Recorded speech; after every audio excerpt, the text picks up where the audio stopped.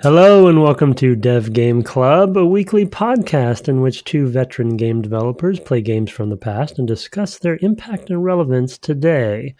I'm Tim Longo, and I'm joined as always by a man who just got his car painted a new color to avoid his family finding him on Thanksgiving. Brett Duville. I went to the spray and paint. Exactly. We do it every few days just to make sure people just can't to make sure nobody's chasing you. That's right. You want to get away from your family with a capital F, the familia, as it were. Right, exactly.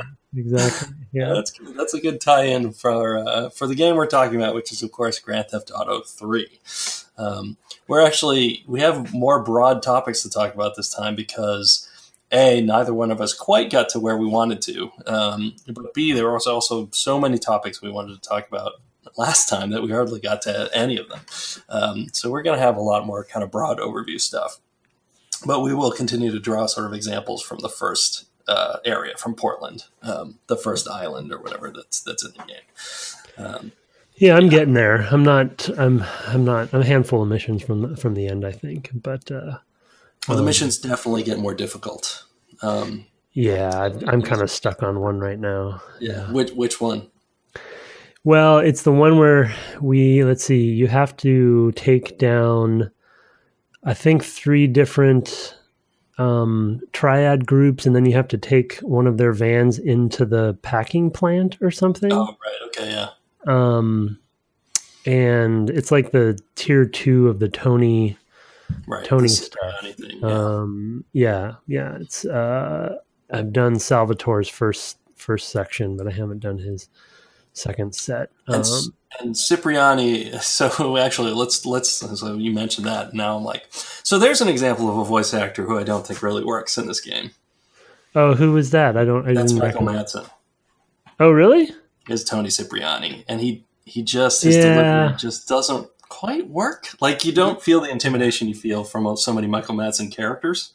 I don't think Michael Madsen's voice is ever his thing, though. I feel like it's his whole persona. You know, it's like if you're just listening to him speak, like in Reservoir Dogs, I actually don't think it's that that interesting. But anyway, yeah. Yeah. No, I think he definitely has a physical presence, and he's got sort of that intensity of his gaze and things like that. But I think when he can't work off of anyone, his voice gets kind of flat. Yeah, it's very dry. Yeah, he's a perfect example of something from last time that I was like, there are some voice actors who just don't work, and we hadn't run into Tony yet, and he's a good example of one who I think is. I mean, he's fine, and he's recognizable to me and everything, but at the same time, I'm like, that's not great. The delivery, and he probably read every line once, right? I mean, I don't think he probably did a lot of, actor preparation to really get into the head of the character or whatever, but yeah.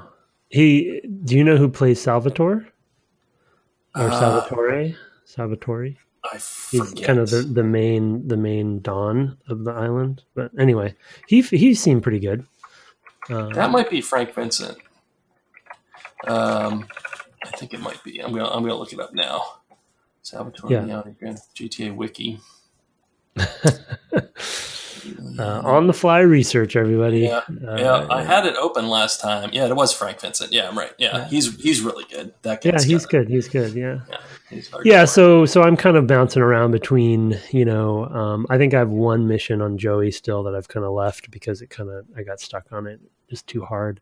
The combat is just so rough, and because I'm playing on the PC. I can't quite get the controller mapping correct. It's got some bugs, or it's just not easy to set up. So, like switching targets and aim, like there's, there is no aiming, of course, really. And so you just hold the R1. I kind of dread getting into anything that requires it, to be honest. And so when I hit that mission style, then I kind of I just do something else for a little while. I'm just for time. I'm avoiding the secondary missions or the alternate missions that I've found, like the phone booth ones, and there's some other things that I'm kind of just skipping. But I'm almost there. No, like driving the fire truck or the taxi or the ambulance or whatever. No, I found an SUV somewhere that triggered a mission. of like these off-road missions where you have to drive through rings basically. So, but I didn't finish that one. I flipped over, and so I just stopped. Yeah. There's even more of that, I think, as time goes by. So we'll probably have a time to talk about that. Yeah. So, but yeah. So one thing I wanted to talk about this time for sure was something that we didn't quite get to last time, which was sort of, we talked a lot about the environment in terms of what games were out. The year that this came out, and in particular, we've talked about a lot of games from 2001 on the podcast in the past, and we mentioned those all last time. So you can go look at that list or in the show notes or what have you. One thing we didn't talk a lot about was the climate around video games sort of violence, and I want to push beyond even violence, but just sort of tone and sort of adult content at the time. What we've come to label mature content in the industry. That, I mean, at this time, the ESRB ratings were fairly new. There was an adult-only category, which nobody puts games into because retailers won't stock them. So basically, you're looking at general audiences to mature are basically the ratings that are allowed, and this is firmly sort of a mature game. All that stuff was being developed against this. And at the same time, it was part of the national conversation, largely led by Moral Scold and Moral Scold Jack Thompson, who was coming out and saying, on the backing of some unfortunate violent incidents in schools, most particularly Paducah, Kentucky, and Columbine, in was that Colorado, Columbine? Yeah. About the fact that these kids play video games, violent video games, in particular things like Doom or Wolfenstein. I mean, this was before Grand Theft Auto 3, so those games weren't mentioned, but you feel like it could have been. Or Mortal Kombat, that's another one that comes up. And there were, of course, this was a time when people like Joe Lieberman and other folks in government, in the Senate, in the case of Joe Lieberman, were also crying out for, well, maybe we should really be looking at these violent video games. I don't know whether anybody went to do the research on adults who did shootings and whether they watch football on Sundays, but, I guess we don't do that here in America. And we certainly don't ask whether we should have so many guns. Right. So setting all of that aside, I will say that I think one of the reasons that made this game seem so fresh to a lot of people in 2001 was that it basically stuck a middle finger up and said, look, we can do just as much crass stuff as we want, and we're still artistically valid. And there's nothing you can do to take that away. That's just a fact. I think that, I don't know, and this is something you said in pre-show and you can talk to, I don't know how much we can credit the developers with that. Yeah, I mean, you said it in pre-show as well. I think the good point there is whether credited or not, it's how the audience took it, because this was a runaway hit.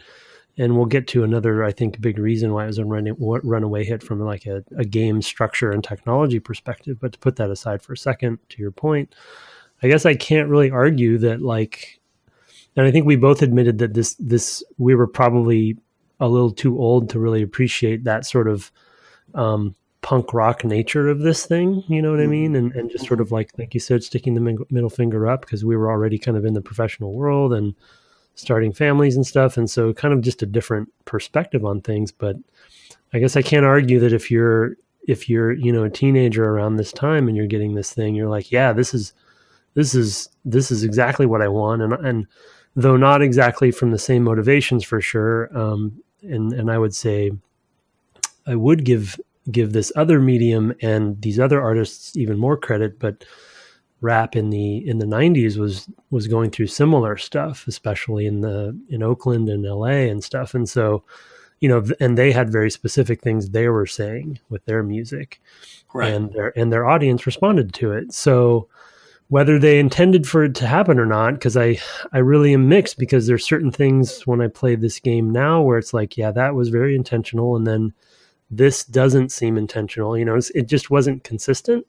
And so I can't give them credit for being that sort of brash and just revolutionary about it. But there had to be something in there. I mean, something that I hadn't done a lot of in the first session because I just hadn't played enough. And now that I'm kind of just roaming around a lot, you hear some of the commentary in the tongue-in-cheek radio commercials, right? Yeah, where there's some commentary that they throw in there, and really kind of like against industry and against corporations and all sorts of things, all sorts of topics. And so, all sorts of things, like the American culture of enormous vehicles, right? SUVs and things like that is one that I hear frequently. There's a sort of conservative Christianity that shows up that it's skewering. I mean, there is technology, even pet ownership. Cats overnight or whatever it is, pets overnight. I mean, all the things that that American culture does put an awful lot of intention or money into, attention, I should say, rather than intention, a lot of attention and money into, and they skewer all of that stuff. And, again, some of it misses for me pretty widely. But you in the first session you mentioned South Park, and I think that was in the episode, right? That wasn't pre-show. And really just the general approach of nobody's safe, that South Park takes. And at the time when you mentioned it, I was like, well, what does he mean by that? Like, I kind of get it, but I haven't really. So the more I've played, I kind of see better why you would use that comparison. I think obviously South Park has a lot better handle on that. I think they're much more razor sharp about what they're trying to do, but I guess to some degree there definitely is no stone unturned for the most part. I just still, the way they approach certain topics, I think, I think artists like South Park, like South Park creators I think take certain topics, I guess they just handle it more daftly when it comes to even racism and sexism and all sorts of other things, and they're just kind of, they lean into it in a different way in calling that stuff out. And I just think it's kind of a little ham-fisted going on in this game so far. Yeah. This isn't a South Park podcast, but I think they have the benefit of having chosen the point of view of a child, where a child's impression of a particular issue might be very badly skewed, and very deliberetely surfacey and things like that. And so you have a lot of liberty there. Right. Yeah, that's true. Yeah, no, it's definitely not the same. Yeah, it's definitely not the same, but it's interesting comparison that I really hadn't seen. I hadn't seen the correlation before, but but it calls to mind, for example, one of the things that I know both of us find particularly troubling about this game is the sort of the treatment of women who are allowed basically to be whores, to put it bluntly. There's really not a lot of room for other women, except for the old ladies who drive the cars. So I guess that's the Madonna. But and it brings to mind, I won't talk about what games we were looking at this week, but I was looking at some games with our lead artist, and it was like, video games where you can either be a stripper or a nun. And I was like, well, that's progress, because a few years ago you were a stripper nun. You can probably remember which game that was, but it had a very a big trailer. Yeah. And we were just kind of, in some axes we just cannot make a lot of progress. So, I still feel like, I think that's where you and I are just like, some of these choices are just, that's the sort of stuff that we're like, yeah, that's so surfacey. I think the critical reception really comes down to like, these guys just went for it. And the thing I referenced beforehand, and I just want to pull this in so we can talk about it as a point of comparison, is Bonnie and Clyde, which was a really extremely violent movie for its time. And it basically just broke the boundaries of what you could do in film. It's kind of shockingly violent, especially, of course, there's this huge scene at the end where they get torn up in this huge hail of bullets. But it's got violence punctuated throughout. That's very explicit. If somebody gets shot in the face, right, and you see it, and it's a big deal, right? Especially for whatever 1975 or so that was in the New Hollywood. It might even be a little earlier than that. And that basically gives other artists permission to push back against the code, of the old studio system and start doing different things. And so there's some value in this game because it basically pushes open the doors and says, you know what, everything's fair game, regardless of whether that's their intent. It does have that value. Yeah, I think. Yeah, I mean, it's how it's a provocative thing, and there's usually those. And I don't, I'm not a big fan of rap and hip hop, so I can't really speak intelligently about it. But there's always those trigger points that. But can you do it in rhyme? No, definitely not. And I would offend many people probably. But there's those moments in an arc of a certain medium that has something like this happen, where there's that key album or that key group or whatever that kind of initiates that, and then things change afterwards. I think I just I just think you kind of nailed it on the head, that how much of it was a response of the audience in right place, right time, versus really being super intentional about that, Right. In this case, because there is a big part of this. This is really just kind of a mob story as well, Yeah. And I think that when the perspectives of the different perspectives in a medium like this, in this example, and then I'll go back to South Park for a second, are handled better, then I think that the message that they're trying to initiate by bucking the system and being provocative lands better as well. And I don't know why this is coming to mind, but The People versus Larry Flynt. I don't know if you saw that movie. No, I haven't. I've never seen it, but I remember it being out. It's one of those that I just never got around to. But describe it for the audience a little bit. Well, it's an interesting. I haven't seen the movie in a long time, and it's just an interesting example of taking something obviously as controversial for various good reasons, the porn industry, and basically. Let's be more. I mean, just to give people a background, because they may not know who Larry Flynt is. So Larry Flynt was the publisher, maybe still is the publisher of Hustler, and it's. I think he passed away, but yeah, maybe. Yeah. No, I don't think. I think he's still with us. Yeah, his suite of magazines. He was sued for obscenity by the government, and probably in a particular state, and defended himself on First Amendment grounds, and that's basically what the movie's about. That's The People versus Larry Flynt. Yeah.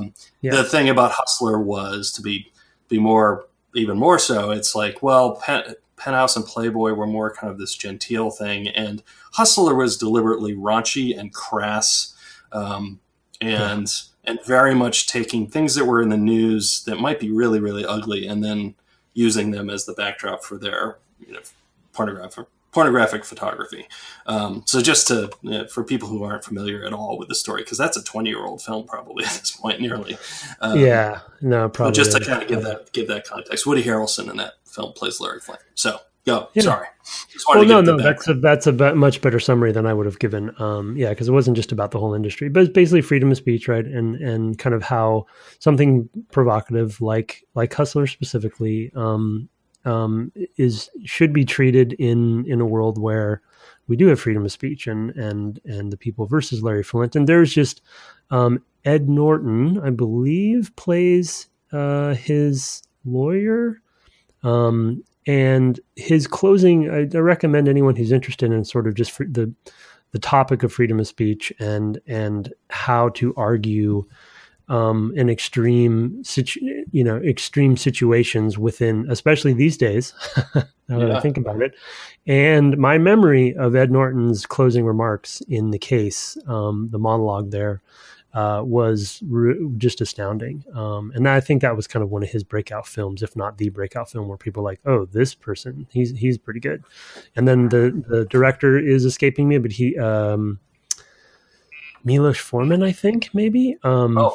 That's an interesting. Really good director as well. So anyway, just sort of the correlation of like, yeah, there is a right to be able to be punk rock about things and provocative and to push the boundaries and catalyze, sort of like be a catalyst for that freedom of speech and pushing against the systems. But I just think there's times when it lands better than others, and this one just isn't quite landing for me yet. Though I do understand the concept of, hey, that is the point, and at least they're trying to push the boundaries. So right. Yeah. Can't really argue against that. Well, you nailed it. It was Norton, and it was also Milos Forman, who did pass away, I believe, last year. And longer than that. I'm thinking somebody else last year. And Oliver Stone was a producer, which is the person I kept thinking about in connection with that movie, because at the time I was kind of into Oliver Stone. I didn't see this film, but he was a producer of it. And it's totally up his alley as well, because it's about individual and personal freedoms, and of course the overreach of government, of course, which is one of his big themes as well. So interesting film. But we've covered a lot. This has gone interesting places. South Park and Bonnie and Clyde and People versus Larry Flynt. Interesting. But I mean, I agree. I mean, I really think that this was a game that people could get behind the banner of and say, look, you see a hooker being run over by a car, and we see a health pickup and a money pickup, and like that these are systems and they're kind of in some way what we're after, and not the content specifically that's kind of the top level skin of it, the thing that you see because you don't play it, right? I mean, I think in some way that's the critical argument here, is that in some way when you're playing some of these violent games, that you're seeing systems and victories that are kind of divorced from the violence in some ways, and like deathmatch being tag, right? Effectively, or something like that, where it's like it's sure it's skinned in this way, but there are these underlying systems which are what we're really interacting with. I'm not entirely sympathetic to that argument, because I think the skin really matters a lot. Because I look at games that have some narrative skinning on top of them that are much better for it. I mean, you think of something like Thomas Was Alone, which is a fairly simple platformer, some interesting ideas in it, and then you wrap it in this narrative about AIs escaping the mainframe or whatever, and it becomes deeper. Right? So there is a positive benefit to the skin, so why not a negative one, right? So well, and we talked about this last time, but to further that point, I think when they are making intentional decisions about consequences based on doing things like running over pedestrians or what have you, stealing money back from people, that you've, and it's just like that, those are decisions that they made on purpose. And so was it just a logical design decision, or are they actually trying to say something about it? Or are they just trying to be provocative and rebellious about it, it's like they got I guess I was going to say they got away with it, which I guess maybe isn't fair, but to your earlier point, from a generational standpoint, there was a sense of like, if I'm playing this game, I'm kind of being rebellious. It's like, look at what I'm doing. This is crazy. I can't believe this exists, or I'm getting away with something. And that's kind of why I brought up the pornography point, that kind of always has that sort of air about it of like, I shouldn't be doing this, and so I'm getting away with it, and it's crazy that this exists or something, but yet the system, via something like the People versus Larry Flynt, does technically support it, and so it should be able to exist as long as it's put within context. But I think because this is an interactive medium, it definitely changes things for me. It ups the ante, because you're making decisions as a player, and the consequences should be clear, and I don't know, when they make timed missions that are based on, getting from one place to another, and then the systems fight you on that, whether it be pedestrians and other cars in the road, and then the crime or the cop system, right? Those are diametrically opposed, and so you're going to have those two systems clash into each other, whether you want to or not. And if you don't want to, then your choice is not to play the game, because they've intentionally put you into that tension point. They forced you into it. So it's something we talked about in connection with God of War. If you cast back, there's that scene where you have to take a guy who's in a cage and push him up a hill and put him on top of fire. This thing's that's going to burn him horribly. Thankfully that wasn't rendered in today's grandeur, because I can just imagine. And he's screaming the whole time, "No, don't do this," etc. Right? But it's the only way to progress, and your only other option is to quit the game. And the other thing here too is, of course, the game gets even more exciting the higher that sort of star meter goes, right, or what have you. So it's like the game is definitely encouraging. I mean, whenever you see a number in a game, I mean, there it's kind of abstracted with icons or whatever. But you want to see was like, what if I push this all the way to the highest I can get? What happens then? How does the game change? What does happen? The countermeasures against you get bigger and bigger and bigger. So you start off with police officers chasing you, and I believe as you get to like 5 and 6, there are tanks. Oh wow! So I haven't got that high yet. So. No, I've only been 1 or maybe 2 on one mission.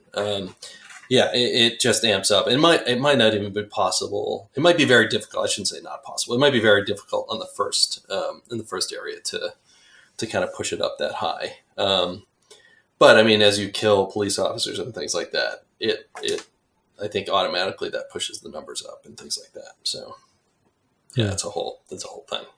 Yeah. Yeah. The other, so let's set that aside for the moment. I'm sure we'll keep talking about it through the series, but the other thing, of course, that's immensely appealing about this game is the open world tech and the structure of the open world, and how you feel that sort of freedom. Technically speaking, that involves a lot of streaming, by which we mean just getting data off of the disk and putting it in memory, so that's the new thing that you're interacting with, but doing it in such a way as that it's seamless. Most games at this time were level-based or area-based.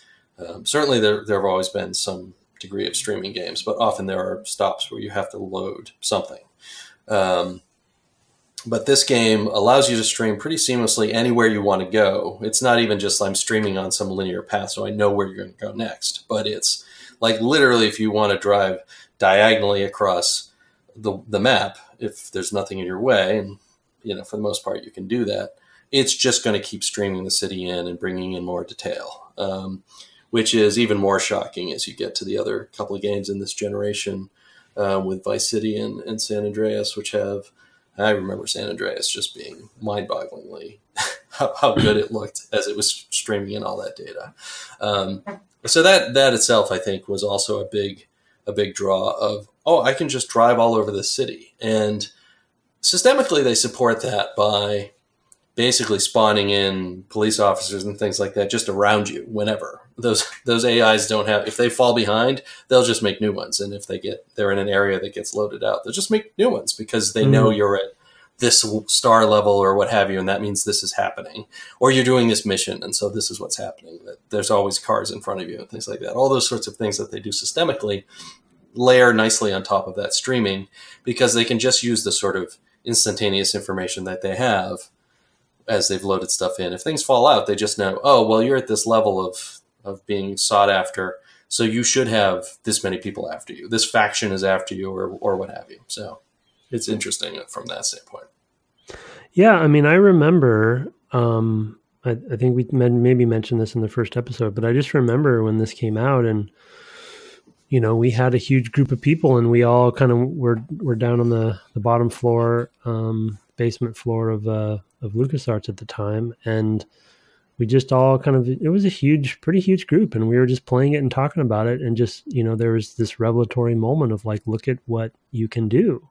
Yeah. And it wasn't focused as much about the sort of the criminal aspect that we've been talking about and the moral implications of that. It was just more on this sort of technical and world structure side of it, of just like kind of, especially in the PlayStation 2, just sort of the mind-boggling nature of that, and just the, like you said, the freedom of it, and the mission structure that is sort of bolted onto that to give players the ability to sort of explore their own sort of at their own pace and their own sort of, if you will, like sort of like sub story, right? Of like, well, this is the order that I ended up doing the missions in because I was free to do that in that order and just kind of explore around. And those concepts were around in some ways. Hub and spoke, was sort of a thing here and there. And we talked a little bit about that with like Mario and things like that. But, right. But that's the one I would allude to, because basically this is sort of like going into a painting and doing the next mission is basically what it's like to go to a different mission giver, and Joe Pantoliano's character, or Tony Cipriani, or Joey. I forget who plays that character, but yeah, you just have these different opportunities that you can. Oh, I'll go do this now because he does this sort of mission. I want to do that sort of mission now. Yep. Yeah, and yeah, similar to the coins or no, I guess it was stars, right? Stars, and you had to get a certain number of stars to get to the next section. Right. Am I blanking on it? Stars. Yeah, no, I think you're right. Yeah. In Mario, but you could get the stars from any location. So yeah. So there was a structural level-based aspect of that to give you some of that freedom, but this was true freedom. This was literally, like you said, 360 degrees, and that was just, it was just there was a certain portion of, as developers, like we couldn't believe it, and I know streaming was around, and I was going to ask you we didn't do the research on this in particular, but from a streaming 365 or 60 degree perspective, where was streaming tech really coming from? I mean, this was applied to a sort of semi-realistically rendered city. So there was that sort of impressiveness of that you were driving really fast and interesting driving physics. But was it flight sims that really were the main genre at this time, doing like PC flight sims that were? I'm trying to think of other things that were things similar, that would have done something similar but not applied in the same way, and where the idea would have come from to do a fully three-dimensional streaming system. A fully three-dimensional one, it would be hard to say, and I would have to do some research to be able to tell you, because I don't know off the top of my head. I do know that it was definitely a feature of the sort of bandwidth and amount of data you could store in the DVD to be able to have as big a world effectively as this is. For one, there was sort of a thing with PlayStations generally. The PlayStation 1 actually had a lot of streaming in it as well. I mean, the people started doing streaming on the PS1, but I can't say that. I mean, even like the Spyro games that were on the PlayStation 1, which were recently re-released. So I'm like, maybe we'll talk about one of those games someday. But those are games that actually stream in a lot of data all over the place. And certainly then, of course, you definitely see it also in sort of linear things as well, because you know what you're going to have to stream in next. And that's a much easier problem to solve. But the sort of wider, like, let's just drive everywhere and stream in basically detail as we come in and then spawn stuff as necessary. At least this feels like the first big game that did it. This is the first one that really connected with a lot of people. I can't honestly say that this was the first one by any means. But yeah, I think it was the first big one for sure. I was just sort of trying to think if I could guess where the lineage was exactly coming from. It's sort of like there's always that whether it was David Jones or David Jones, is that his name? Yeah, David Jones. Yeah.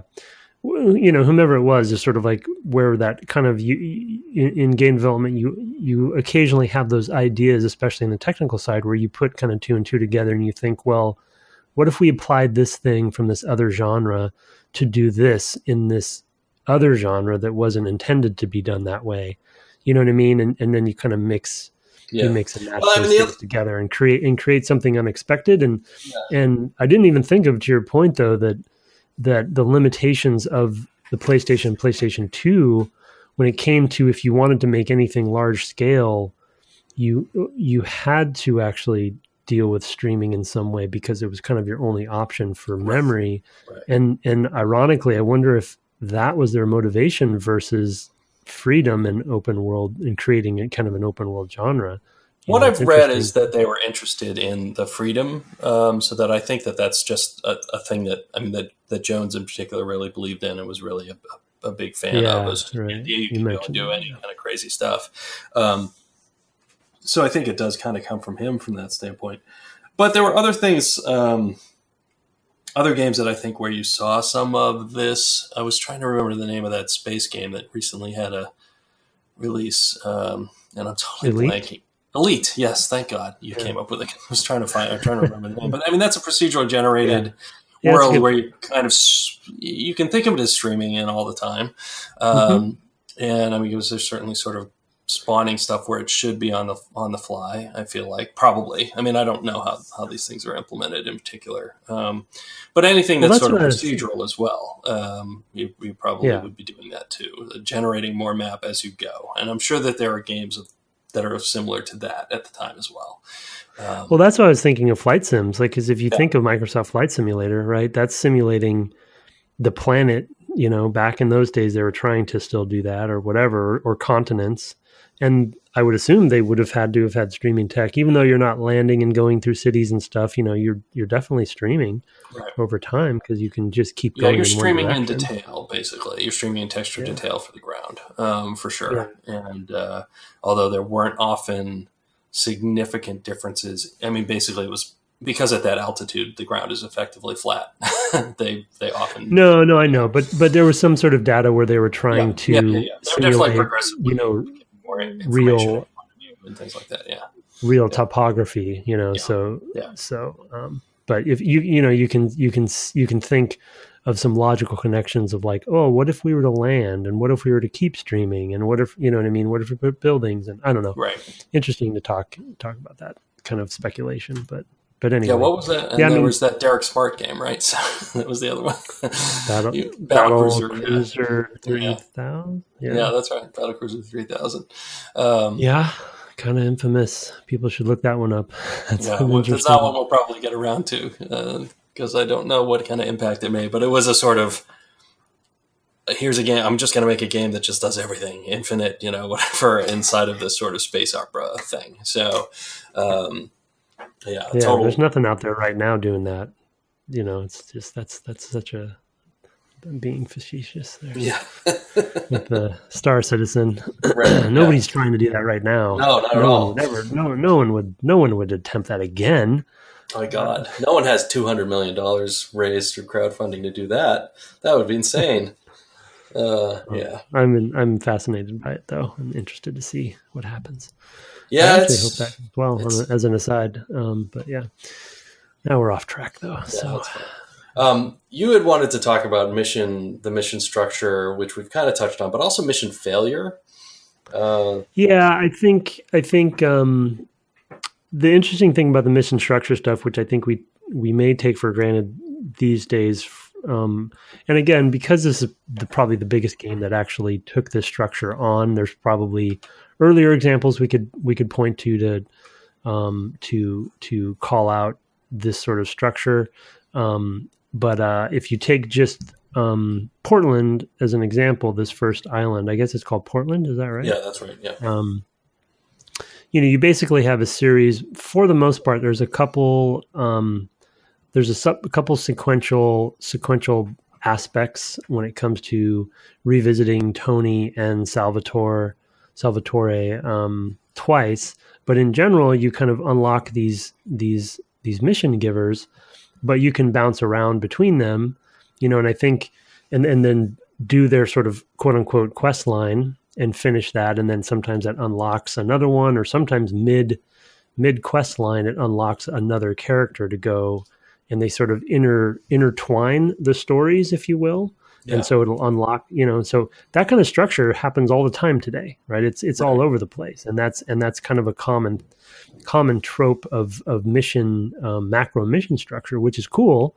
And I guess because I hadn't played this one fully, I'd never really dissected that, you know, this is one of the ones that sort of bred that formula, if you will, it seems like. And again, others have done similar things to some degree, but like you said before, with a mission with a level structure that was based on loading levels in either linearly or hub and spoke, it wasn't easy to do that. And so here they actually have the ability to sort of let the player bounce between the mission givers and do things cumulatively. And so you can't, I haven't gotten there yet, but I assume once you finish the culmination of all of those together, then you kind of unlock, the next island. Right. But it's really on your own terms. So that structure I just wanted to mention as something to not kind of like gloss over and take for granted, because I think it's an important part of how this game works. And then I'll let you go, and then I'll come back to the mission failure part. But yeah, I mean, I was just going to point out that it feels like a game mechanical way to have the sort of parallelization of story that happens in prestige to TV at the time, which is something we talked about a little bit last week. When you're watching The Sopranos, right, which I think is the closest analog to this show in some ways, I mean, to this game rather, in some ways, is you've got, well, Tony's seeing his therapist, but he's also got his family, and he's also got his other family, right, his capital F family. Yeah. And those sort of three, and even those get more intricate because of specific characters, what have you, but it's really sort of, there's these sort of three separate thrusts. And that's sort of what's happening here at a narrative layer. There's just not as much direct interplay between them, except that occasionally one will sort of kick off the availability of another. So you'll see Joey, and he'll tell you about Cipriani. If you do this for me, then we'll be able to talk to Cipriani or whatever. And I just remember at the time even thinking, this is kind of interesting, because it does sort of feel like the TV shows where there's not just one dude you're dealing with. There's all this other stuff. There's all these other things, and there isn't any kind of mechanical pressure between them. So there's no reason, it's not harming you with somebody else to do the missions for this one guy. There's no real faction. They're all just mob guys. There's just all a bunch of stuff you're going to do. So there's no sort of like higher level stuff that would weave sort of a unique narrative for the player. It's really just, go do this thing and do it until you've succeeded, and do it whatever order you want, as long as to advance my storyline, you have to do this. It is a kind of first stab at that parallelization, I think. Yeah, that's a good point on the sort of the subplot nature of TV. I didn't catch that one, and that could be another motivation. The other one that I had thought of and put in my notes is a simple one that we've talked about time and time again, especially from this era, from multiple vectors kicking this kind of mentality off, and that's really just RPG influence. And having quest lines and secondary quests and optional quests and things like that, right? Which is sort of being applied here. They call them missions, but essentially they're sort of quests, right? With quest givers and rewards. And rewards, yeah. So, but to get to the sort of, I guess, it's sort of combo of mission failure, tension, as well as just sort of once you're on a mission, how that mission interacts with the rest of the world systems. And I think the interesting thing, and I haven't played it, so I can't speak from an informed perspective, but I'm listening to other podcasts and people playing Red Dead 2, and some of these, it seems like some of these same tension points are still around today in their games. I guess we did talk about this last time some, but once you're on a mission, of course, you're going to want to design in skill tests and challenge within those missions to give the player something to really focus on doing and getting better at. So that could be something like timing, right, where there's a timer going off. That could be skill checks like the combat or what have you, or a mixture of those things. Fetch quests, avoidance. So they kind of start peppering that stuff in, these additional mechanics and systems while you're on a mission. But the interesting thing for me every time I'm on a mission so far is that a lot of those things that missions are challenging you to do are kind of in direct opposition to what is sort of like the secret sauce of this game being sort of like a chaos engine. And in a simple example that I have is, and it's sort of like, it kind of makes me think of that letter. I forget who sent it last episode about how he comes back to this game years, every few years and kind of replays it and kind of just goes around and bops around and does stuff. That was Heavens to Murgatroyd, right? Wasn't it? Probably. Yeah. Awesome. Awesome name. And I guess the point there is I feel like this game shines when you are just kind of bop around doing stuff. But when you're trying to really do something specific that is really with a certain goal, I just get frustrated, and I've failed missions so many times just with one simple concept of flipping your vehicle. Yeah. And the reason I want to point out that particular one is in a game about this sort of chaotic rule set where I can kind of do what I want to and kind of barnstorm my way through and hell be damned, consequences be damned. And I'm just going to kind of be a criminal. And then I make one false move and my vehicle flips over and then it's mission failure. And there's nothing I can really do about it. Right. And those things, like, so obviously it's easy for us to in hindsight 2020 and say, well, you could have done this differently. And, they're trailblazing. So it's like they didn't see everything clearly. So of course I give them the credit for that. But it's just interesting that still is a tension point in their games today, where I'm on a mission and they want me to do specific things on this mission, even though I'm in this game that's supposed to promote freedom and kind of doing things as I see fit, and it's just an interesting, really fascinating tension point that I just haven't thought a lot about because I haven't played their games very much. So, right. Yeah. And neither have I. I mean, other than playing this one and I'm now playing a little Vice City, but I didn't play it back in the day, and having played some of GTA 4 and all of Red Dead Redemption. The first one, the one that, I don't know, whatever that is, 2008 or 10 or 12 or whatever it was in the late aughts.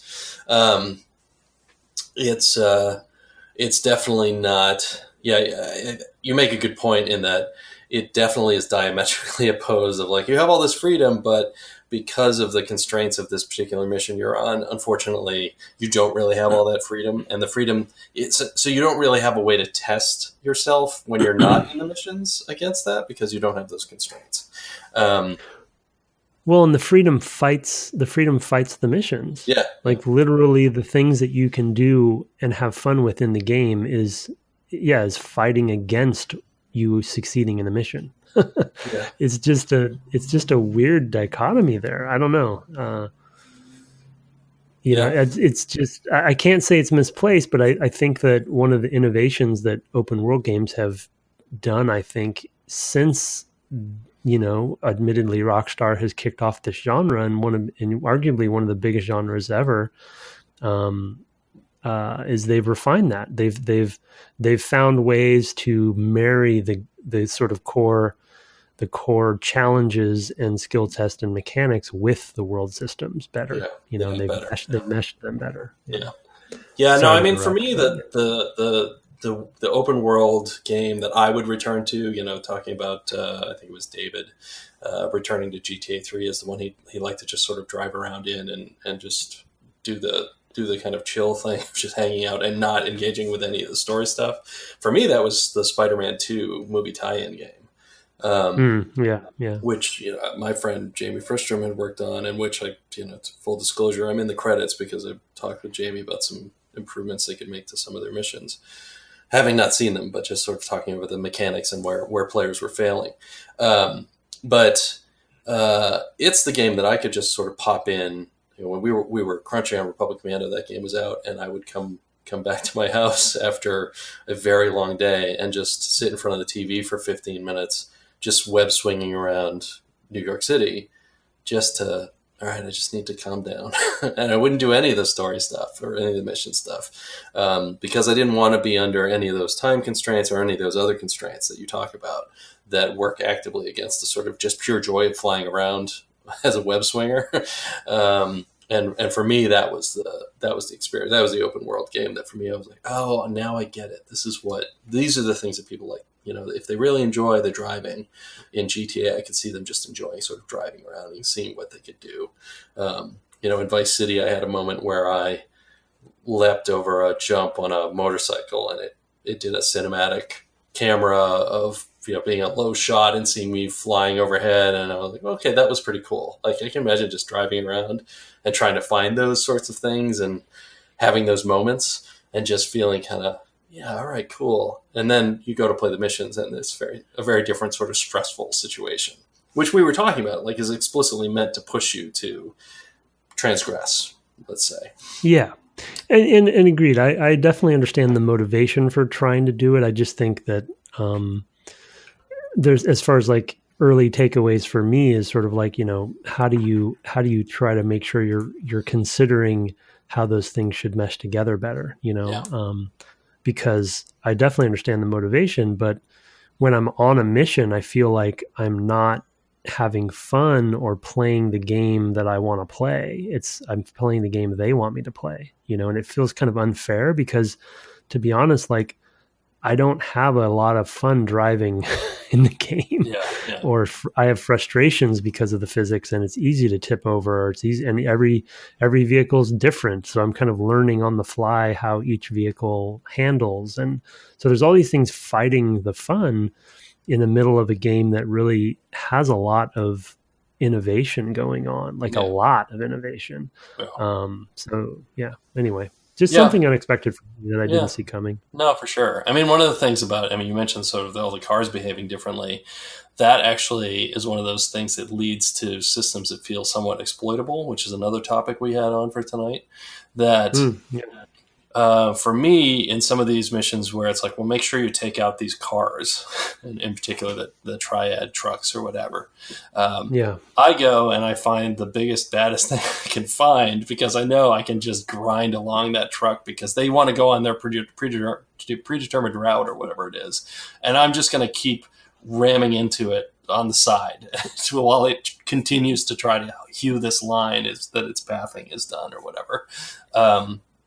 So I go find a bus at the bus terminal and it's ridiculous. The thing turns this huge turn radius. It's super, so once it gets going, it's fine, but it takes forever to get the thing moving.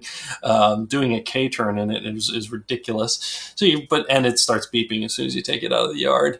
But you get that thing, and now you can basically exploit the systems to try to find a success route. I mean, I think that's one of those things where instead of pushing you to transgress, it sort of accepts that you're going to transgress in the way that you're just stealing cars, right? Let's put it, that's a transgression, right? In society, not in this game. A mild transgression, I guess if a police officer sees you in the game, you might get a star. But you grab that bus, and now you're trying to use those systems to exploit them and be like, you know what? I'll do this instead of what you expect me to do, which is just take my cool, Sentinel or whatever, the mafia car or some sports car or something like that, so I can get around to these cars. He said, I'll just take this big old bus and I will just make it impossible for these trucks to get away without eventually blowing up. It might take me forever. I mean, it's a slow process to do it that way, but it works. And so I will do it because, I play games. I'm willing to suffer for my art. Yeah. Well, and I mean, that is a great example of something that, and again, this is hindsight because I'm sure they get better at this over time, but they should sort of, games of this structure should always think about ways to expose options to you, you know what I mean? And kind of like, not necessarily lead you by the hand, but like, give you some examples of ways that you can think outside the box. And then I think the irony of that particular mission for me is what they lead you toward is they tell you to go get grenades. Right. And it's like, wait, you want me to throw a grenade at a moving vehicle? Okay, so I have to get out of my vehicle to do that. So then I have to stop them somehow. Throwing grenades is also janky as hell. And so it's like they actually, what they do encourage you to do based on what they want you to do is something that actually is fairly unintuitive and doesn't make a lot of sense, you know? So you kind of I guess you could argue that maybe that forces you to find buses and do other things. Yeah. Well, the other way, I'll tell you about the other way I solved that mission. I think this is ultimately the way I solved it, is that if you stop in front of those vehicles, but you don't hit them, you can go and hijack them. Because they'll stop and they won't push through because they don't see you as a threat to be pushed through. They'll just kind of wait in traffic. So you just stop in front of them, and then you go and you steal the truck. And because you never did any damage to it, like the triad is basically not alerted. So now you just drive the truck and drive it until it blows up. You just drive it into walls and other whatever. Oh, yeah. Because it's not them. Yeah. So there are these weird ways to sort of hose and exploit these things of like, oh, if I do it this way, this happens. Yeah, the grenade, though, I went and picked up the grenades and I tried to use it once. I'm like, okay, well, that's never going to happen. I'm never... Well, yeah. I did force myself, though, because, I just stopped in front of them so they'd stop, and then I'd get out, and then I'd throw a grenade and blow both of the cars up, and then I'd go get another car. So it's like the most inefficient way to probably do it, and weird because there's really no good way to aim throwing grenades. But I don't know. It's just interesting. There's times when I feel like there's sort of like just this. I don't want this to come off as like as sort of like talking down to the achievement, but there's sort of like this happy accident of all these things coming together for this game of like, you know what I mean? Where it's like, there's clearly big issues with it, in my opinion. And there's many aspects of it that are just really not good. And, and I'm not afraid to say that, but kind of when you mix them together, you get some unintended, unintended results that are just kind of interesting and cool. But just, it seems kind of accidental often. So I don't know. It's a really weird one. Yeah, for sure. Well, let's take a quick break, come back for a little feedback, and I guess talk about it next time. All right. It's Head Radio.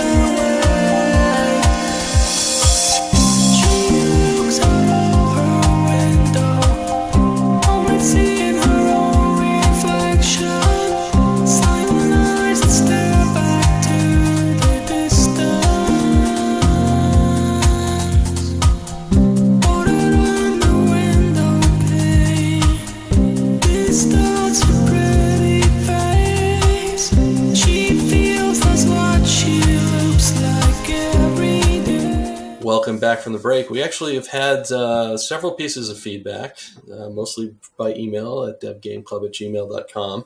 But we're also super happy to have a new review this week, which I sent over to you, sir. We love to have those via, I guess, the podcast app or iTunes for the Apple sort of infrastructure, what have you. But helps us reach the listeners. So why don't you go ahead and read the one we got? Yeah, The Perfect Amount of Depth by Joseph Krull. By the way, I loved his work with the glaive. Yeah, I saw that coming.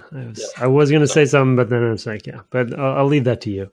Yeah. Cool name. I listened to the show's multi-part discussion on Fallout 1 on the basis of a positive reference from another games-based podcast I listened to. I love the game and love the discussion, which was nuanced and complete without being totally in the weeds. And I say I enjoyed it despite the patently ridiculous offhand remarks they occasionally made, like Fallout 1 doesn't have any notable voice actors. You can decide for yourself whether such slander on Tony Shalhoub and, for God's sake, MacGyver is... What is... what? Yeah, I don't know who either of those are. It's too much to bear. For me, I found a way to look past it, barely. 5 out of 5, great stuff. Whoops. Yeah, missed that. Like we say, we're not deep researchers on these games, and sometimes there's definitely stuff that gets past us. Yeah, so we're going on a Wild West, shooting from the hip on this stuff. I mean, and behind the scenes look too at the podcast, Tim is often drunk. So that's not true. It's actually the opposite. I'm often drunk. Anyway, yeah. So we regret any errors, and we definitely will tell you. Yeah, okay, yeah, we goofed on that when they're brought up. But thank you for the review, and I really did love your work back in that 1985 classic, something like that. Krull. Anyway, if that is your real name, I have an email now from Grant Goodine. Sorry if that's mispronounced, but the only way I could think they'd pronounce it. GTA 3 and teens. He says, "Good day, eh? Love that you're dealing with the issues of this game and series. Crikey." No, he doesn't say crikey. Particularly the misanthropy of it all. Jeez. I just wanted to share my experience of balancing the issues of the game's mechanics with the message they sent. Back when the game came out, I was in my mid to late teens. Showing up at a friend's house and joining a group of four or five of the gang, I watched as they excitedly showed me the now infamous hooker health money method. I was horrified and disgusted by the game watching this, despite having enjoyed the first two entries in the series.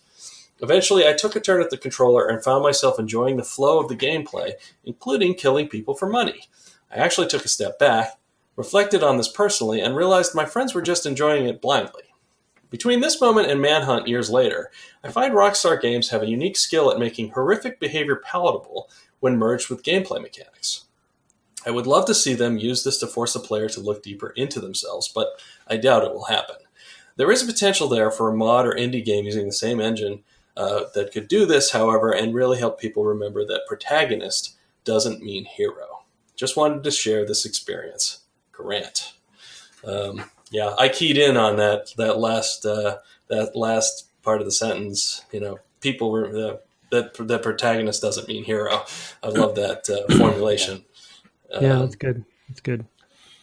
But yeah, it is. I mean, it's something we talked a little bit last time. Is just how the mechanics sort of push you to be a psychopath, because you have to, in order to succeed, right? That you have to do that, and it does. It's across all the different sort of moral spheres of the game, such as they are, which is interesting because we have a sort of counterpoint email that you have. So you should probably read that, and we can kind of talk about them in tandem. Yeah, GTA 3 from Kevin James. Hey guys, first I need to drop that arbitrary big fan of the podcast because I am. I've really enjoyed listening. I think you meant obligatory. No, maybe it was arbitrary. Yeah, that's arbitrary true. Is what you wrote. That's what he wrote. Good point. I've really enjoyed listening to your insights on some of my all-time favorite games, particularly Fallout, Thief, and Silent Hill 2. I was really pumped when I saw GTA 3 in my feed, but ended up dismayed after listening. You both seem to a little bit disinterested and a bit cynical towards it. Maybe I'm off base and at risk of sounding completely pretentious. I feel as though you guys just aren't getting it, in quotes. I was mostly taken aback by your comments about the nihilism and the immorality. Immorality. I kept wanting to say immortality. Immorality of the things the games allows you to do. We all do immoral things in games. In fact, I'd argue in most games we do immoral things. How many security guards have I killed in Hitman? How many villagers died in unnecessary wars in Black and White due to my decisions? How many people starved their Sims or refused them access to a bathroom to see what would happen? I think this point speaks for itself. No one condemns these things despite the questionable morality of it. I don't think GTA 3 should be the exception. They point out this exact same double standard in one of the video game commercials you can hear on the radio. And this is quoted from the game. Help Pogo escape from the evil research laboratory where the mean old scientist genetically altered him. Uh-oh, the pharmaceutical scientist is going to get you, Pogo. Good thing Pogo has a banana cannon. Those nasty scientists deserve to die. GTA 3 tore down the wall. It didn't disguise the violence or even justify it. It didn't wink at it or hide it because behind the lie of how can you can cause death and destruction, but it's not really what the game's about. It says you'd probably try to do this anyways, so go ahead. Hell, I'd argue there are more consequences there than in most other games. Picking up a gun and murdering somebody will send the police after you. Go far enough, and they'll come after you with tanks. They'll do whatever they can to execute you, even at the expense of their own safety. You guys never quite got there, but you did come dangerously close to advancing the myth that violence in video games causes violence in real life. Of course, it's not perfect, and it definitely has plenty of flaws. I also understand it's lost a lot since it's released. The sad truth is, is that it just can't feel like it did. You can't recapture playing it for the first time in 2001 unless you did just that. But it's still a landmark game that pushed the boundaries of what video games can be. It walks the line between satire and cynicism. Yes, it can be violent and highlight the more perverse inclinations in humanity, but it's not completely without depth or reflection either. I hope you come to see that. I apologize this was so long. Honestly, I could write a book on GTA 3. Still a huge fan, though, and still looking very much forward to your next episode. Whew, yeah. So, yeah, a lot there. One is I don't think we both have been people who make violent video games. And if we thought they caused violence in real life, I don't think either one of us would do it. That's just kind of from our own personal history and knowing Tim well and knowing myself well.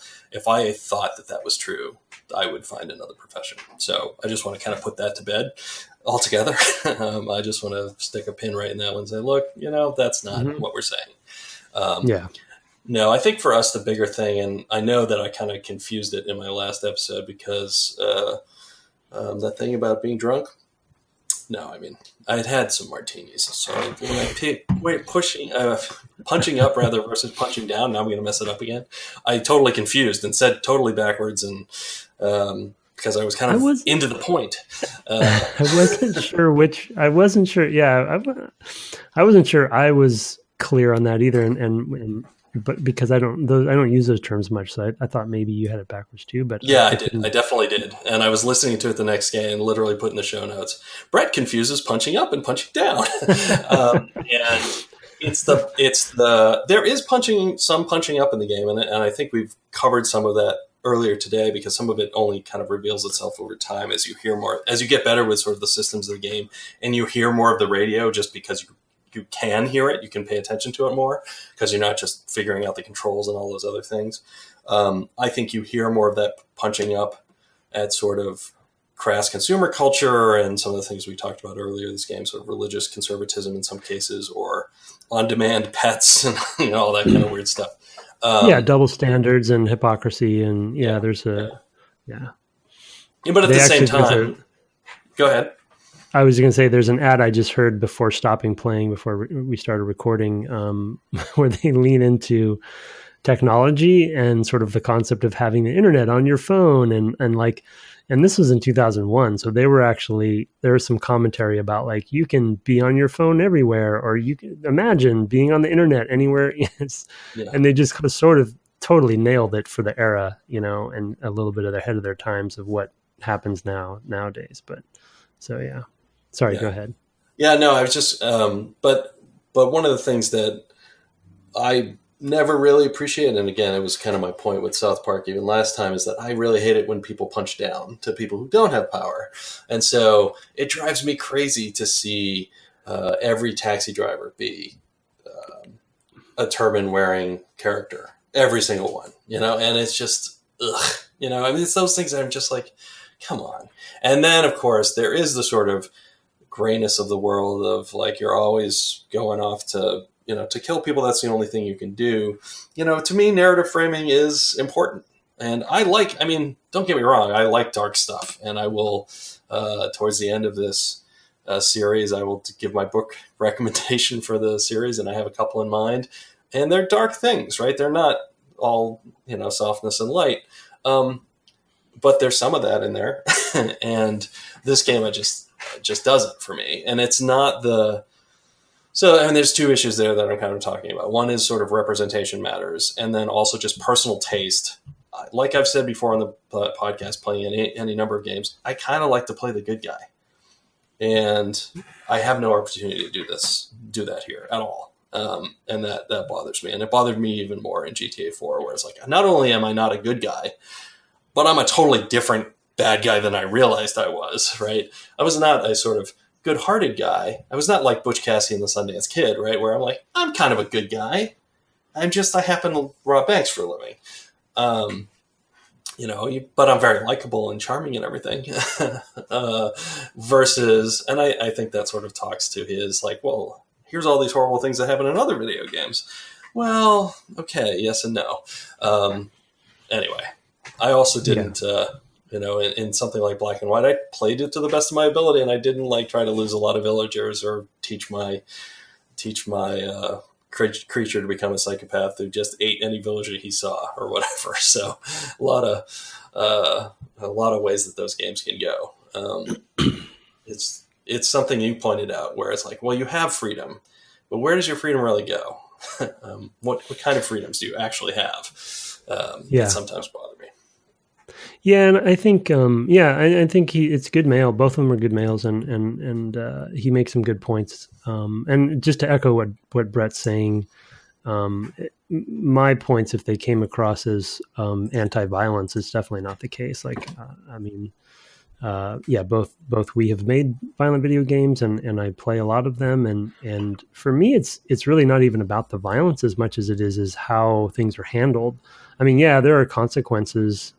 You could say, but as soon as you, as soon as you get caught or die, you pop right back to where you were, and really all you've lost is maybe your weapons and maybe some mission progress, but for the mission you're currently on, even if you're on a mission. So it's actually pretty innocuous when it comes to failure in that regard, other than the mission failure part. I know I was definitely speaking to frustrations about that, but I'm more separating that from sort of the mechanical aspect of the game versus the consequences part of it with the cops. But they definitely up the ante on you if you become a psychopath over time. And I think they've always rested on that concept of, well, you're going to play the way you're going to play, and that's on you. That's not on us. That's their general stance on things. And there is a certain amount of freedom to that too.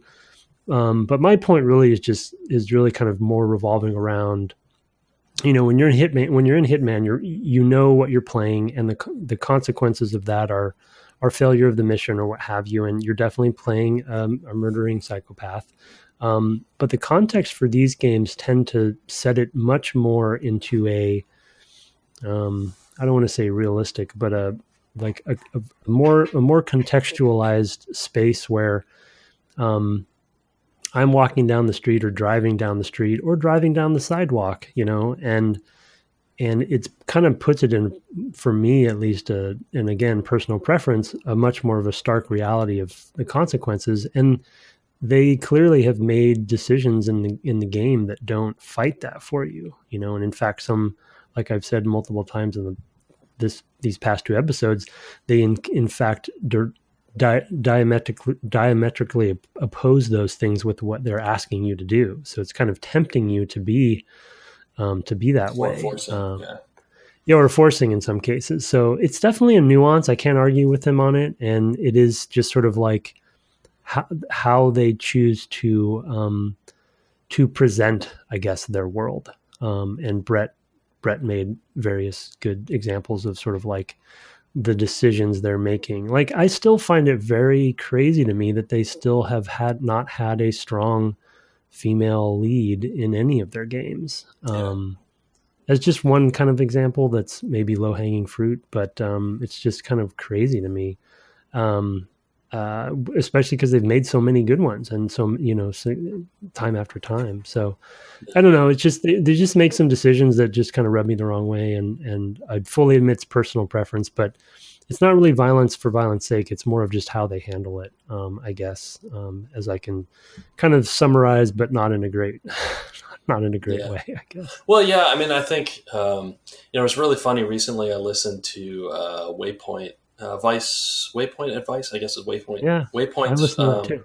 Episode about Red Dead, where it was they were going back and playing the original Red Dead Redemption before they were talking about RDR2, and I thought it was a really cogent exploration of how, when I first played this, there was nothing like it, and it really won me over because of that.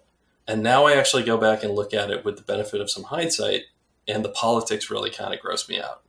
And I think that that's kind of where I am with this one too, is that there's a lot about the politics that really gross me out.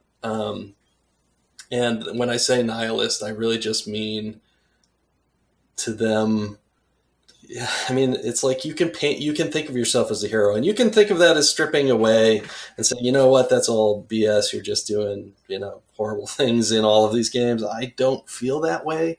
But it's worth examining whether I'm just meant not to feel that way, so it's more palatable to me, and it's something I'll have to think about going forward.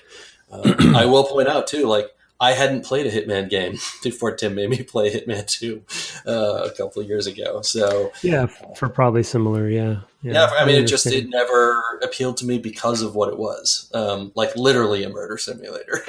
And yeah, I mean, we've all had ideas in game development of games that we feel like, oh, you know what, this is a game you totally understand, and just I can describe it to you, but it's so dark that I don't actually want to make it.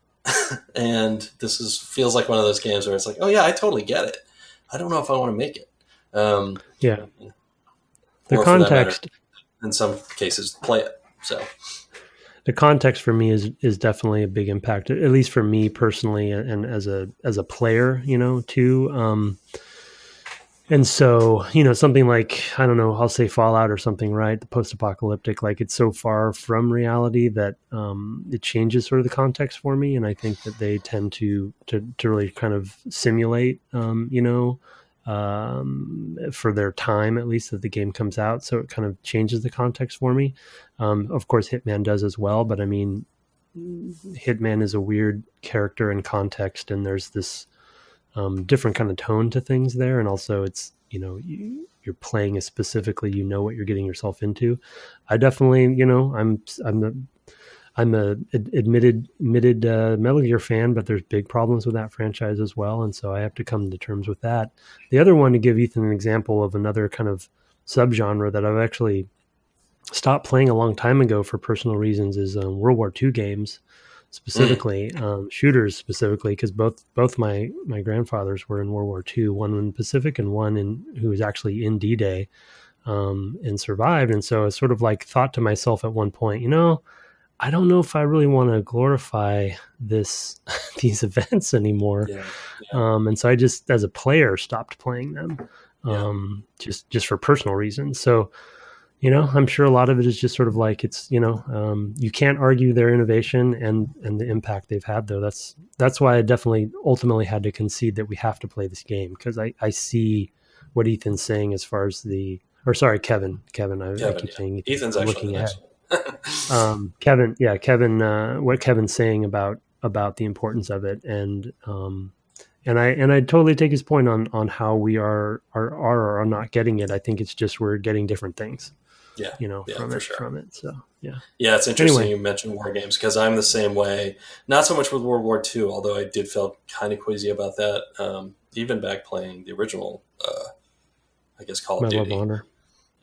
No, I didn't play Medal of Honor. It must have been the Call of Duty, the original one, with the 3 campaigns there. But the one I was thinking of was the Call of Duty that is set more or less, I guess it was Modern Warfare or Modern Warfare 2 or something, where it's a lot surrounding really conflicts that are very similar to things that we're currently in, and it just felt so. And I know a lot of those soldiers play those games too and like them. I just, like, for me, it just felt really weird to have a conflict which doesn't touch me personally in any way, which is also, that's a total different political side that we don't need to get into, but that's a bothersome thing to me. Then it only comes to me through my entertainment. Like, that feels really weird to me. And so I have similar kind of squeamishness around some war games as well. So I didn't know that about your grandfathers, though. Thank them for their service. They may not be with us anymore, but retroactively. No, they're not. Yeah, but we did. So. Yeah. All right, I'm actually going to take Ethan's. I've sent it to you, but it's for me to read because that's the next one.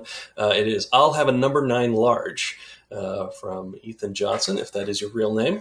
He says, "Greetings, gentlemen. I have finally caught up with the cast. Looking forward to joining the anxious pool of fans waiting for each new episode. Now that you're playing GTA 3, I have a question about a recent issue that has been popping up intermittently in game releases, namely licensed music. Several GTA releases have had their soundtracks altered because of licensing expiration, particularly GTA 4, which this year had a select list of songs completely removed and no longer available for the radio stations. Also recently, Dylan Cuthbert tweeted that Q Games' Pixel Junk side-scroller was removed from sale entirely because of an expired music license. I thought Brett may be able to speak to this specifically because he worked on Fallout 3, which not only has licensed music and not public domain, which some people might think, but the ability to change the radio songs to your leisure if you drag files into the directory. I want to know about this choice from a production standpoint, how it affects both player experience and building games on the back end. Also, do companies really think about long-term solutions or contracts for these things in the future? More generally, what about music licensing from independent contractors specifically for the game? Take this topic and run with it. Best of to your adventures in further classic games. So, yeah. So I don't have any. Oh, there was actually another email. Oh well. I will. Maybe I'll read that one too, since I didn't send it to you. He asked me specifically, so I didn't have anything specifically to do with Fallout 3's music stuff, and so I can only sort of give you general knowledge about that, which is that individual licensing terms are certainly not standardized across the industry, and it's part of the negotiation for how much a thing's going to cost for how long you're going to want it. That's called the term, and so I guess when GTA licensed particular songs, they were probably looking at basically the life cycle of the machine, maybe plus a little bit of time, and saying, well, let's call it that. And maybe made it like across all platforms, but for that length of time, and didn't really think, well, maybe it'll last longer than that. I don't think a lot of people were looking at games from whatever, 10 years before, and saying, well, look, all these games, and nobody plays these games anymore. The other big change, of course, has been more games live on through downloadable media and just being able to buy them, because now there's this huge thing in the cloud, and it's most contracts also involve basically until you sell out of your product, which meaning, published, made physical product, right? So it's fine for whatever that you actually manufacture by a certain date, or maybe there's some window that you can sell the remaining inventory. But when you have a digital inventory that's inexhaustible, that's a different story. And then those terms do come into play. Often sooner. But it really just comes down to money and negotiation, as far as I know. Do you have any insight into that, Tim? I don't have a lot of detailed insight. I mean, I'm definitely involved with that stuff generally when it happens, but most of the games I've worked on have had, original scores or what have you. But I think the interesting thing that people might find, though, about music in general with games is that, as far as I understand, we do inherit a lot of sort of unionization aspects and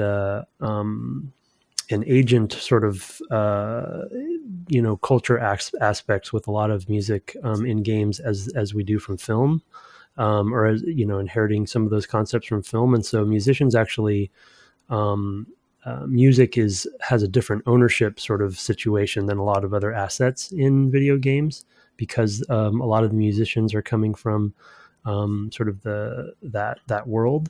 And I don't know the ins and outs of it, but even scores, can get complicated when it comes to rights, unless that's taken care of up front.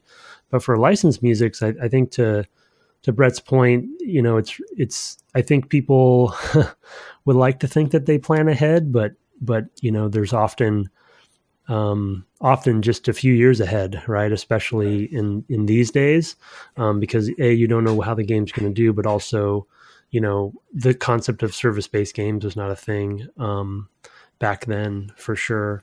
And the other interesting thing, I think, is that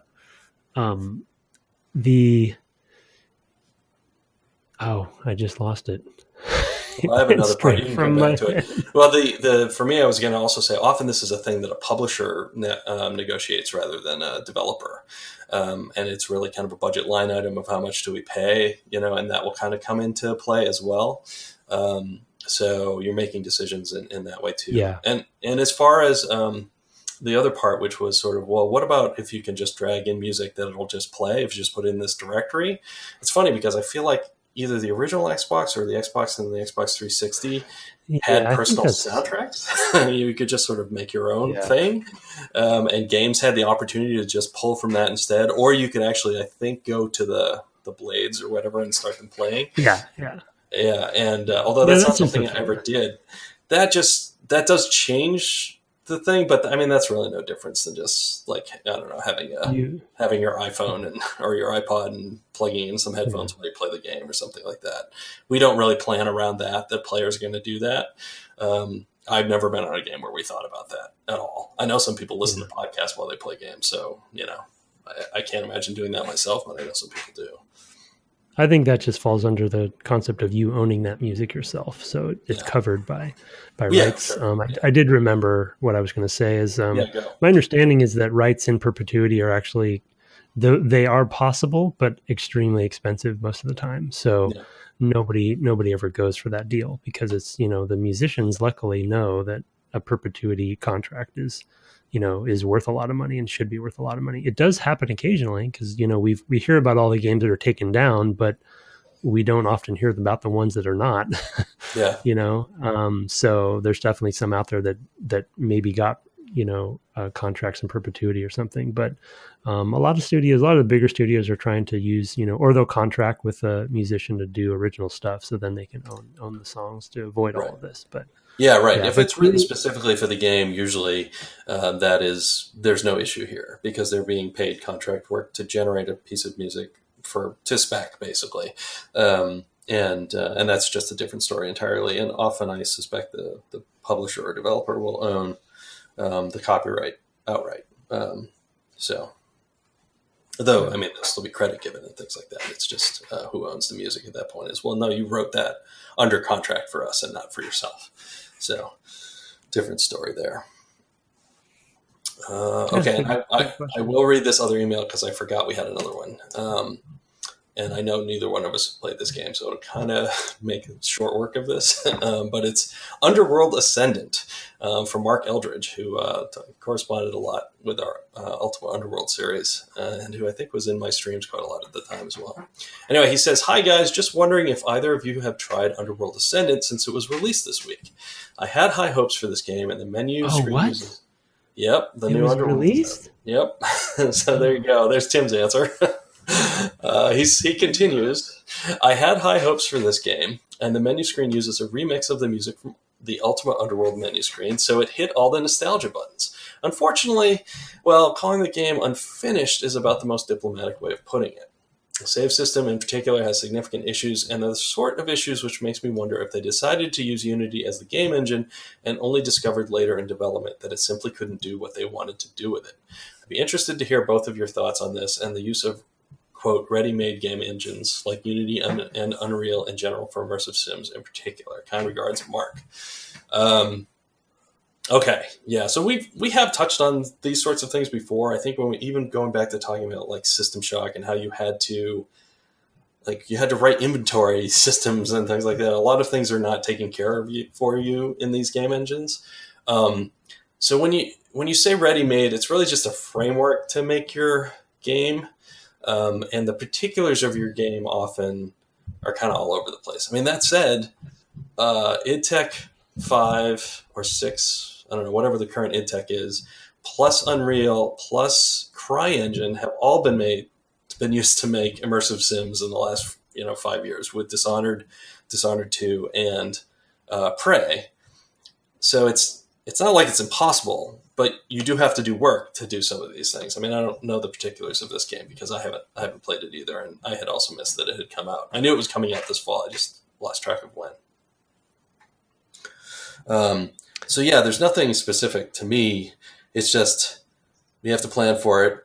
It's often a lot of work. Save systems are a pain in the butt, to be honest. And yeah, there's a million. I mean, I had to do a save system for Tacoma, and that's a lot simpler, and it was still a pain in the butt. So anyway. Yeah, I'm looking at the Steam page. I can't believe it's actually released. Yeah, I'm excited to try this out too. Yeah, I mean, I don't really have much more to add. I mean, Brett's way more capable of talking about using engines than I am in this regard. I will say from my side, on the design side or creative side, like one of the most important and sometimes biggest mistakes that you can make is choosing the wrong engine for the thing you're doing. And I don't know if that's the case in this case, but you definitely Unreal or what have you are great engines for what they do, and you just got to make sure that the partnership there is as close as you can get it. And there's always custom stuff, as Brett says, that you have to do, and both of us have had to do that in the past. But it's definitely a very complicated and hard decision to make when Unity definitely kind of advertises itself that it can do a lot of different things, but it doesn't mean it can do everything. So right. No, certainly not out of the box. Yeah. I mean, you have to write a lot of code no matter what.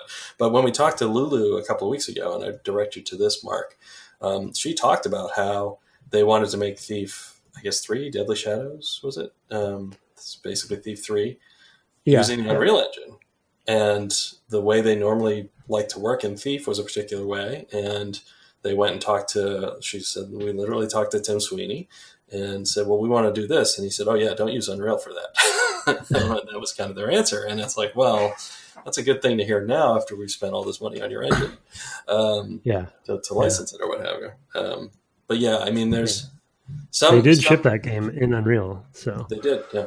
It's possible to do. It's just sometimes the way that engines look at the world is very different from how you'd look at the world if you sort of had the ideal engine, if whatever that were, or just the way you're used to working. And that can be a significant impediment to getting any game done, regardless of, I mean, I don't think it has anything to do with immersive sims, because you asked about it in general or in immersive sims in particular. It's just a drag. It's always a drag you always have to write stuff. Although it's good because it keeps me employed. So I can't really argue about that. So I'm working in Unity now, and I've written like all of our game code. None of that's supported by by Unity rather. And none of it's sort of by Unreal either. It's because I'm making this kind of, sort of sim game, and I have to write all that stuff. And I had to think about like, how am I going to save all of this? And I have an answer. So I'm kind of ahead of the game there, I guess, but it's still, not straightforward. You gotta always figure this stuff out. So yeah. I don't think there's a specific, one answer there, but thing to know about. So anyway. Yeah. It's a good one. Yep, for sure. All right. That's it for us, I guess. We were talking a little bit in between, during the break, I guess, and talking about what's up for next time. And that is, we're going to try to play basically 12 or 15 missions into, what is it, Staunton Island, I think? The next big unlock. So both of us have a little bit to do to catch up. And then we're going to go to the next major island and because I think you can do a lot of stuff sort of in parallel there. It's really hard to sort of draw a line and say, we'll do these and not those and what have you. And as you get towards the end of the game, there is optional content, but there's really just one sort of mission in that final area, which is sort of the rich the rich place where all the rich people live, up on that kind of corner of the map, Shoreside Vale. So we're going to aim for like 12 or 15 missions and then probably finish it out for the one after that. We'll see how it goes. For now, though, you can, as these kind fellows did, send us mail at devgameclub@gmail.com with your feedback or rate and review us on the store. And you can find Tim on Twitter at Tim Longo Jr. with a JR at the end.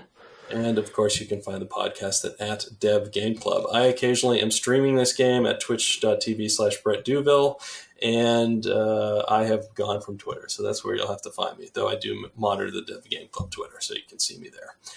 Have fun playing games this week, and for those of you in the U.S., also have a happy Thanksgiving. And good night. Good night.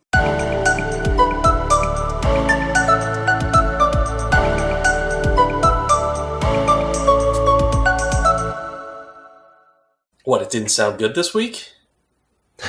I actually forgot what I usually say for a moment.